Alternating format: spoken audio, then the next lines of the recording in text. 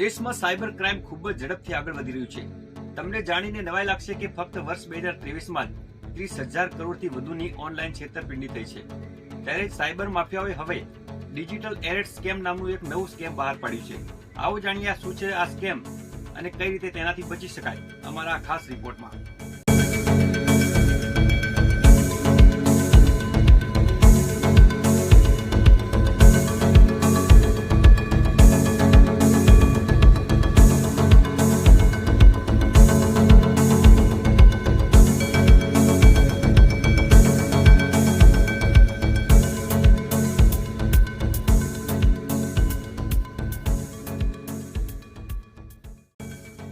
ભારતમાં cyber crime ખૂબ જ ઝડપથી આગળ વધી રહ્યું છે. લોકોને નિશાન બનાવવા માટે નવી નવી રીતો શોધવામાં આવી રહી છે. રિઝર્વ બેંકના એક રિપોર્ટથી જાણવા મળ્યું છે કે વર્ષ 2023 દરમિયાન દેશમાં 30,000 કરોડ રૂપિયાથી વધુની છેતરપિંડી થઈ. છેલ્લા એક દાયકામાં ભારતીય બેંકોએ છેતરપિંડીના 65,017 કેસની માહિતી આપી છે, જેના કારણે કુલ 4.69 લાખ કરોડ રૂપિયાનું નુકસાન થયું છે. સાયબર અપરાધી અજાણ્યા વ્યક્તિઓને દગો દેવા માટે UPI credit card, OTP, job અને ડિલિવરી સ્કેમ સહિત ઘણા પ્રકારની યુક્તિઓ અપનાવે છે. છેતરપિંડી માટે એક નવી રીત ડિજિટલ હાઉસ અરેસ્ટ ખૂબ ઉપયોગમાં લેવાય છે. ડિજિટલ હાઉસ એરેસ્ટ આ શબ્દ સાંભળીને તમને થતું હશે કે આ ડિજિટલ હાઉસ અરેસ્ટ શું છે. ડિજિટલ હાઉસ અરેસ્ટમાં સાયબર અપરાધી પીડિતોને તેના ઘરોમાં ફસાવી તેને છેતરે છે. તે ઘણીવાર AI જનરેટેડ અવાજ કે વિડીયો કોલના ઉપયોગથી પોલીસ અધિકારી, CBIના એજન્ટ કે સીમા શુલ્ક અધિકારી હોવાનો દેખાવ કરે છે.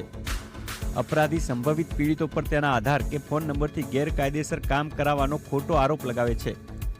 સાથે જ પીડિતોમાં જલ્દી ધરપકડનો ડર ઉપજાવે છે. કેસ ઉકેલવાના બદલામાં પૈસાની માંગણી કરવામાં આવે છે. માંગણી પૂરી થવા સુધી પીડિતોને ઓડિયો કે વિડીયો કોન્ફરન્સના માધ્યમથી જોડાઈ રહેવા માટે મજબૂર કરવામાં આવે છે. સાયબર છેતરપિંડીમાં અપરાધી પીડિતની ધરપકડ માટેનો ઢોંગ પણ કરી શકે છે. તે નકલી પોલીસ સ્ટેશન કે સરકારી કાર્યાલય સ્થાપવા અને સરકારી ગણવેશ પહેરવા જેવી યુક્તિઓ અપનાવે છે. ડિજિટલ ધરપકડનો સૌપ્રથમ કેસ ઉત્તર પ્રદેશના નોઈડામાં નોંધાયો હતો. અહીં ગયા વર્ષે ડિસેમ્બરમાં એક વ્યક્તિને મનગઢંત મની લોન્ડરિંગ કેસમાં ફસાવવામાં આવ્યો હતો. અપરાધીઓએ પીડિતની સામે પોતાને CBIના IPS અધિકારી અને બંધ થયેલ એરલાઇનના સંસ્થાપક તરીકે રજૂ કર્યો હતો. Indian cyber crime coordination centre અને દૂરસંચાર વિભાગ વિદેશોથી આવનારા ફેક કોલ રોકવા માટે સાથે કામ કરી રહ્યા છે. જાગૃતિ વધારવા માટે સોશિયલ મીડિયા પ્લેટફોર્મ સાયબર દોસ્ત અને X, ફેસબુક, ઇન્સ્ટાગ્રામ વગેરે પર ઇન્ફોગ્રાફિક્સ અને વિડીયો પર પોસ્ટ કરવામાં આવી રહી છે. ત્યારે લોકોએ પણ આટલી જ સાવધાની રાખવાની જરૂર જણાઈ રહી છે.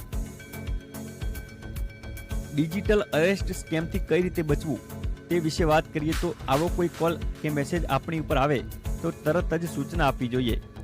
સરકારે સાયબર અને ઓનલાઈન છેતરપિંડી રોકવા માટે સંચાર સાથી વેબસાઇટમાં ચક્ષુ પોર્ટલ લોન્ચ કર્યું છે. સાયબર ક્રાઇમ હેલ્પલાઇન નંબર 1930 કે www.cybercrime.government.in પર પણ સૂચના આપી શકાય છે. જો તમે પણ કોઈ સાયબર માફિયાની ચુંગાલમાં ફસાયા હોય અથવા આવી કોઈ પ્રવૃત્તિમાં તેઓની ચુંગાલમાં ફસાઈ રહ્યા હોય તો તાકીદે પાછા વળી જજો અને તાત્કાલિક સરકારની આ હેલ્પલાઇનની મદદ લઈ પોતાને આ સ્કેમમાંથી બચાવી લેજો.